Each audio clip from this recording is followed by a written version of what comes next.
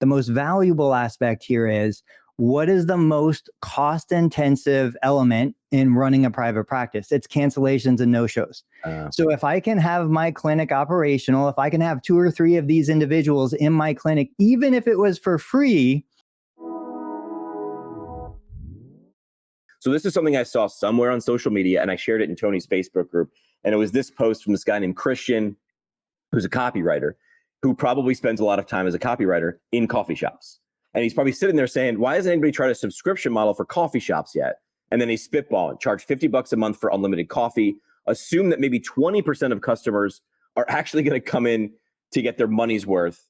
MRR would go crazy. Month over month revenue? Correct, yeah. Is that what it is? Okay. So I looked at this as someone who does not own a brick and mortar business, right? I'm more of a media company than I am anything else. But I know what science looks like in that funny little curve. So my initial dumb animal brain goes, a bunch of people will abuse this, a bunch of people will pay and never use this, and then a bunch of people will fall in the middle, right? I mean, that's what we know about big numbers and big dumb animals like humans. But what are your thoughts on a model like this if we applied it to PT? So I want to hear, I mean, I know Tony has posted about this a lot, and I think it's probably, and I want him to talk about it more. I know he does a little bit of this already, and I think it's easier for brick and mortar, and I think it's maybe logistically a little bit more challenging, potentially with mobile concierge visits. I want to ask Tony, do you pitch it to your current patients or clients? So whether you're brick and mortar or mobile, he can touch on that. But then also with starting with pricing, I think Tony charges too low. I think he charges like $100 a month. I think it should be like $100 a week. For unlimited. For unlimited. Now, my question to Tony would be, first of all, you can let the audience know, like, first of all, does it even work with mobile or concierge? I don't know if it even does. And you could talk about brick and mortar, but with pricing, do you start high like Tesla? When they first started selling Teslas, they started selling them really expensively, just like Uber. Uber started as like Uber X only, and it was like your own black car or whatever. And then as more people joined, then the price came down. I think Tony started with pricing low, and then maybe he'll go higher over time. For me, on the opposite, I start high, and then if there's critical mass, and then you can kind of have the cost savings, you spread it evenly across your customer base, then it lowers the price down. Tony, what do you think? I agree. I'm going to say those words are relative words, right? What's high, what's low, how do we judge that? So I started lower than low.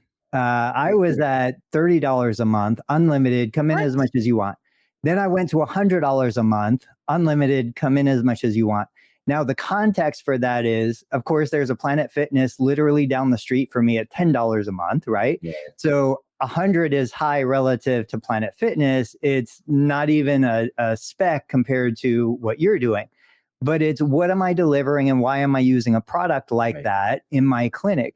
So for me, I still put my physical therapy brain kind of on display here. And I say, well, I'm not in the business of monthly memberships. I'm not a fitness club. I don't want a bunch of people. So I was looking at this person, my patient. They carved out 2 hours a week to come to therapy. Before they were coming to therapy as skilled intervention, billed to insurance, they were just sitting there. They weren't doing any exercise. They weren't doing fitness. They weren't working on improving themselves.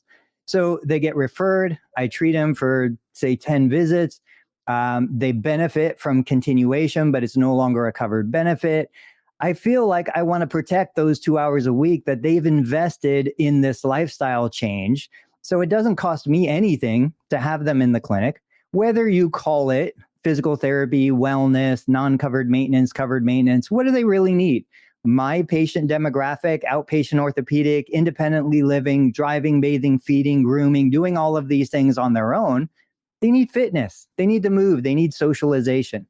So from my perspective, when I look at whether it's free, whether it's 30 a month, whether it's 100 a month, I can offer unlimited because nobody is going to do unlimited. I get 1 out of 50 or 60 that actually do 5 days a week. Wow. But I can sell the value of unlimited, even though I know the expense is going to be 1 or 2 sessions a week.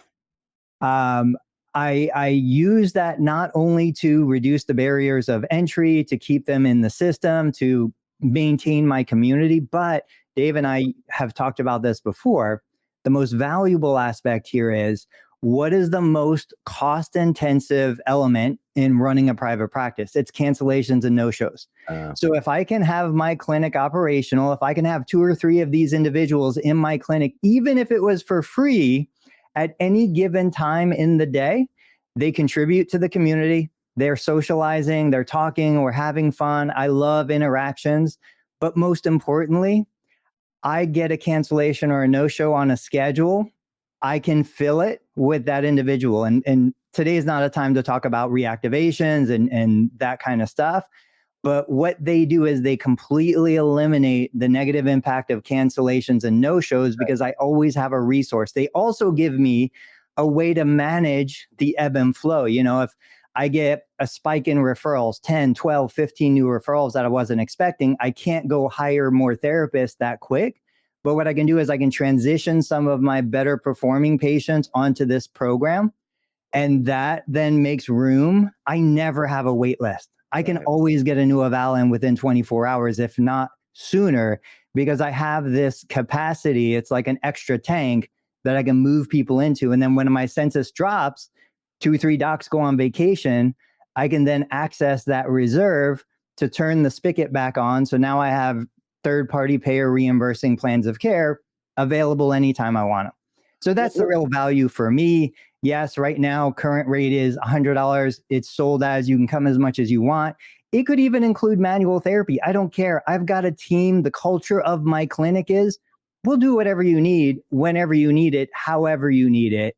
We love what we do, you know, and we're compensated appropriately for it. And the reason or the way I can do that is because I don't have the inefficiencies. I'm not stressed out about where am I going to get my next patients. I'm not stressed out about if John or Jane don't show up, I'm going to lose all this money.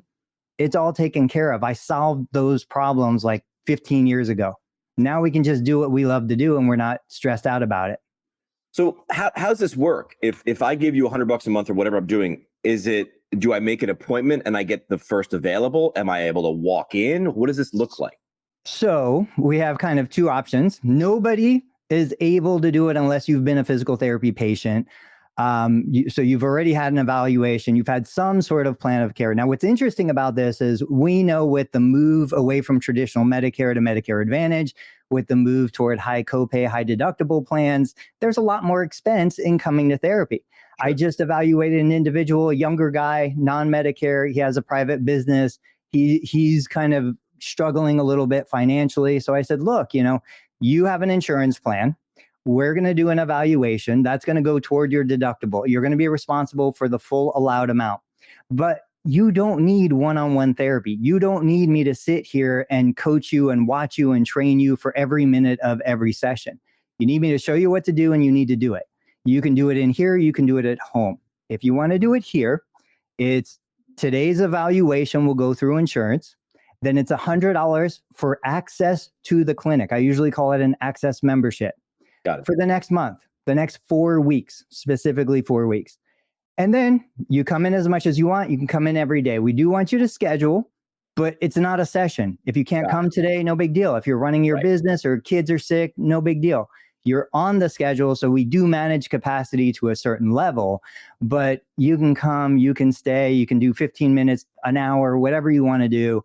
And we manage it kind of like that. And again, you have to have the culture. I've worked with therapists that don't have the personality to be able to allow something like that to happen.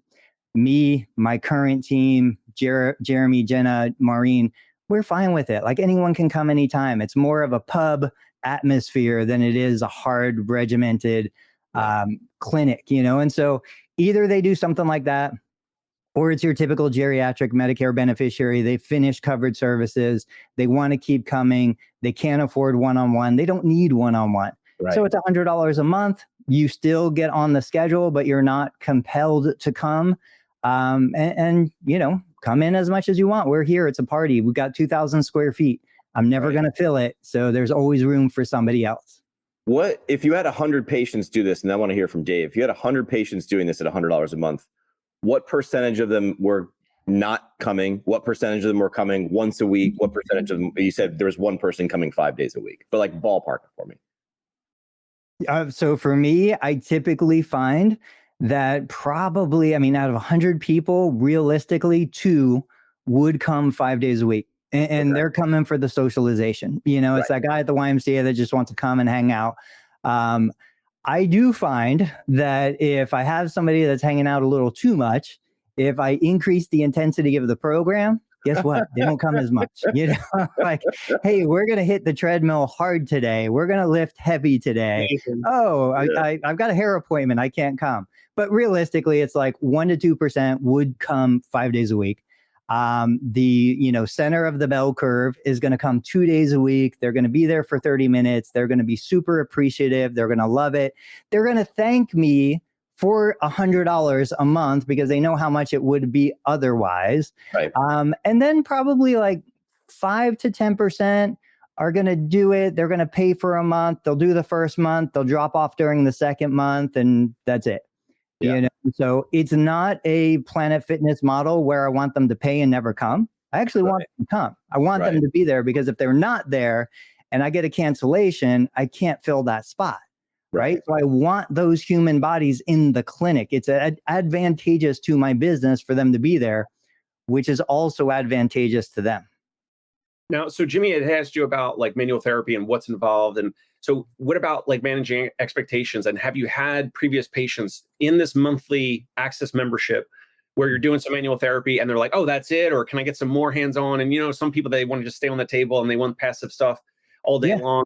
How do you, for anyone else, practice owners, like potentially going to implement this, how do you communicate that? How do you manage your expectations? Because someone might think, oh, $100 a month. And like, yeah, I'll just get on the table and you're going to, you know, mobilize every joint and, you know, soft tissue or cupping or mobs or manips or whatever. And like, you know, then you say, all right, let's go on the floor. Let's do XYZ exercise. And then they're like, oh, can I get some more of the hands-on the table again? Have you had someone like that really, because that I think squeezes or puts force on the labor side, which would be you and your therapist that cannot be treating or taking a break or whatever, but they can't treat another person or whatever because they're servicing this person who maybe is pushing the boundaries. And then I guess the secondary question would be, would it be good to have almost like a menu of like, here's exactly what you would get and here's what's included and here's what's not. And then if you want more, it's, you know, $200 a month or something for, I don't know, 15 or 30 minutes of manual for every time you come in or something like that. Yeah, it's the all you can eat buffet that isn't really all you can eat. Right. You know, so the idea is who's the professional, who is the person in charge here? That's me, that's my staff, that's my team. So if, you know, we're looking at this, if this is manual therapy to treat a condition, it should be a covered benefit, right? We go through the insurance. If you need more than what we typically can deliver, that needs to go through insurance. But if this is just, I'm going to rub your back, I'm going to rub your shoulder. Now, mind you, I do manual therapy, but I am not a manual therapist. And I think there's a distinction there. I see benefit, I see genuine value, but I'm not a certified manual therapist, and manual therapy is not my treatment of choice. So if you're really dealing with these issues and you come in once or twice and you got a sore neck, I'm going to rub your neck. I'm going to make it feel better. That's awesome. If it's a third session and your neck's still bugging you, either we're going to do a physical therapy evaluation and plan of care, or we're going to work out. And we're going to get strong and we're going to deal with the root causes of what's going on, which manual therapy is not going to solve. So that's kind of the way, again, our culture, my staff, myself, that's the way we approach it. And I have zero hesitation in saying, no, that's not going to fix the problem. If you have this problem and you want me to rub that part of your body, that's not going to fix the problem. Let's go fix the problem, or it's not a problem, you know, and we genuinely, these are the fears that therapists always have. Oh my gosh, how can I let somebody come unlimited amounts of time? Guess what? They don't want to come. They like you. I like you, Dave. I don't want to see you every single day if you're going to make me work out and do these other things, right? I had unlimited access to the CrossFit gym. I went 5 days a week, but I wasn't staying after the class. I wasn't hanging out to socialize. So I think we're fearful until we get into that space. And then all of a sudden we realize, oh, they're not overutilizing. They're not taking advantage. And if we hit that one random person who just isn't a fit for this kind of program, you're the professional, you're the authority, you're the one that makes the decision. You're not a passive bystander just having to do whatever they want you to do. Right. This is your business. We're fearful of the exceptions, not the rules. We're like, but what if? We're like, well, let's plan for the outlier. And I'm like, but you understand that that's going to happen 1% of the time. If you're worried about that, it's the same, when we talk about PT, it's like we're arguing over the 7% that are currently receiving PT, and we're leaving the 93% on the table saying, well, I'm going to argue with the guy across the street. Dave, why would or wouldn't this, or would this be harder if we switch from brick and mortar in person to mobile? Is this a resources you can only be time and space at once sort of thing, or is there a way to make something like this work if you're mobile? I think it would just have to be a lot more, like a higher premium dollar amount. Right. Because, at least for us, like we compensate our therapists per visit. Right. So if someone, and obviously like the visits now are a little bit more finite compared to like Tony. It's like a brick and mortar, and you can kind of come in and fill up the space, and it's like cheers, and you're speaking to everyone, you're hanging out with everyone. But I don't know. I think it's just a little different. So I would say it would have to be, for us, it would have to be almost like a painful dollar amount, right? For someone to then schedule or have unlimited. All right, that's in a month. So what if it's not unlimited? Then do you sell packages? Is that like the thing in the middle, instead of a plan of care, but now it's a all you can eat, but not all you can eat. It's something a little more than that. I think an owner could do that, and we definitely did packages before, and I have as well. But what I have gotten away from it, because we just do per visit. Because what happens is, if I sell a package, and if I'm doing the phone call, or if someone else on my team is doing the phone call for a new patient, if I'm selling a package, let's just say 10 visits or whatever.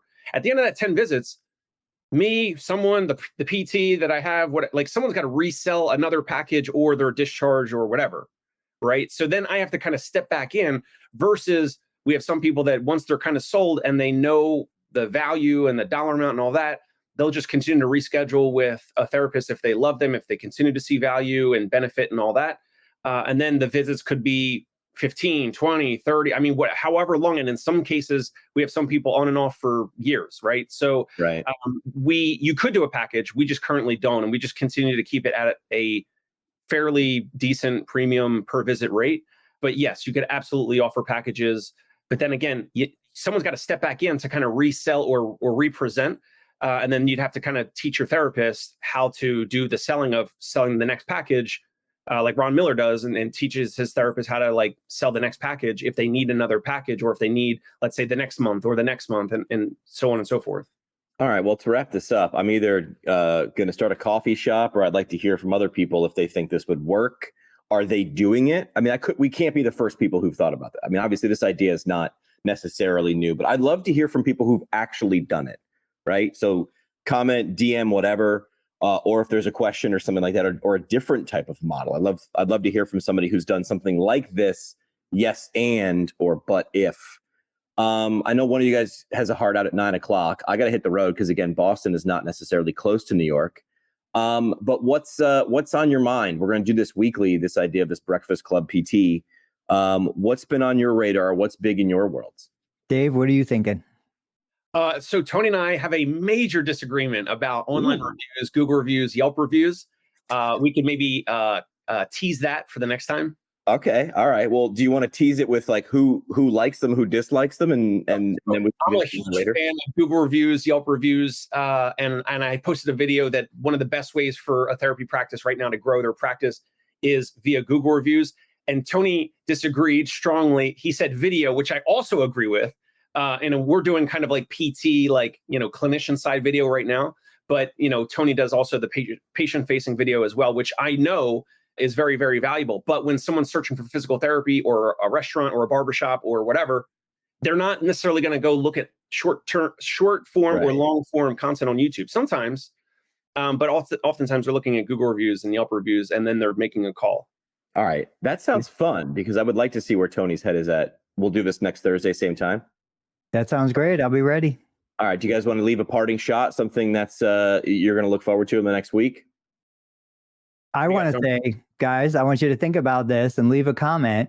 Do you think, because I've been seeing all the AI, either AI assisted or AI generated documentation, and I hear all the arguments that it's unethical.